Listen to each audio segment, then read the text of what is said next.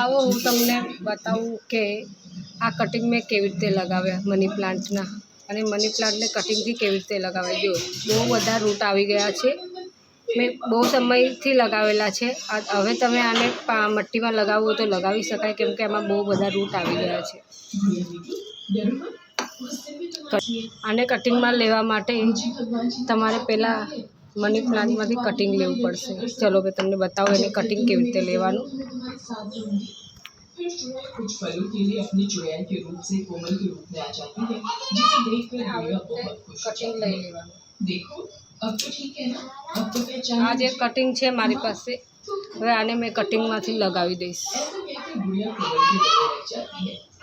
કટિંગથી આ જે બે નોક આ જે છે એની આજુબાજુમાં કટ કરવાનું, અહીંયાથી કટ કરવાનું. બહુ વધારે નહીં રાખવાનું, થોડુંક કટિંગ કરી દેવાનું. मुझे आपसे बहुत सारी बातें करनी है. मैं અહીંયાથી કટિંગ કરું છું. हाँ बाबा, राजू गुड़िया को पराठा देना है. આ જે એરિયલ રૂટ છે એ હોવા જોઈએ. એરિયલ રૂટ હોય તો પાણીમાં લાગતા વાર નહીં લાગે.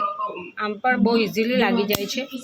ડાયરેક્ટ મટ્ટીમાં પણ લગાવી શકો છો, તો પાણીમાં વધારે જલ્દી લાગી જશે. આ છે મેં એને આવી રીતે જ રાખી. આવી રીતે કરીને અને થોડું કાપી દો.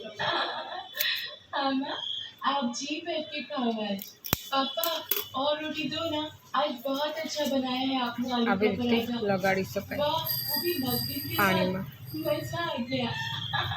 આવી રીતે એને પાણીમાં લગાવી દેવાનું.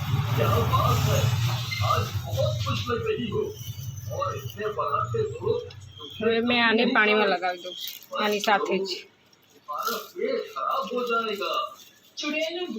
આવી રીતે પાણીમાં લાગી જાય, રૂટ આવી ગયા છે, તો આને મટ્ટીમાં પણ મેં લગાવી દઉં તો બહુ સરસ ઉગે. અત્યારે મેં એવી રીતે બહુ બધા બનાવ્યા છે. મટ્ટીમાં ઉગી ગયા હતા એટલે એને પછી મટ્ટીના એમાં ટ્રાન્સફર કરી દીધા છે, મટ્ટીના ગમલામાં. આ છે આ બધા બહુ બધા બનાવ્યા છે મેં એવી રીતે કટિંગથી. બહુ બધા ઉગ્યા છે. એમાંથી મેં આ વિડીયો પણ બનાવ્યો છે. તમને એવું લાગે તો શોર્ટ્સમાં છે આ વિડીયો, કેવી રીતે બનાવ્યો એનો વિડીયો છે. કટિંગ લાગી જાય, રૂટ આવી જાય એટલે તેને મટ્ટીમાં લગાવી દેવાનું.